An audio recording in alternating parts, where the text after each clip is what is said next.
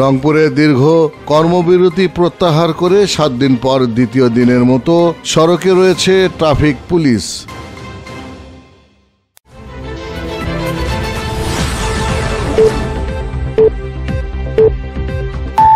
আসসালামু আলাইকুম। এমকে টেলিভিশনের পক্ষ থেকে আপনাদের স্বাগত জানাচ্ছি আমি আশুরা খাতুন নদী। শুরুতেই শুনলেন সংবাদ শিরোনাম, এখন ডেস্ক থেকে বিস্তারিত।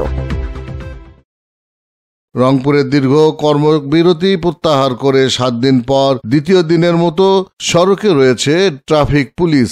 পূর্বের দিনগুলোর মতো আজও সকাল 8টা থেকে রংপুরের সকল পয়েন্টে ট্রাফিক পুলিশের উপস্থিতি ও কার্যক্রম চালু হয়েছে। তবে এখনো সাথে রয়েছে বিএনসিসি, স্কাউট ও স্বেচ্ছাসেবক শিক্ষার্থীদের পদচারণা। পুলিশের কর্মবিরতি প্রত্যাহার করে নিয়মিত কাজে অংশগ্রহণ করায় খুশি নগরবাসী। Iftekhar, news desk, MK television. শেষ করছি এমকে টেলিভিশনের সংবাদ। এতক্ষণ সাথে থাকার জন্য সবাইকে অসংখ্য ধন্যবাদ।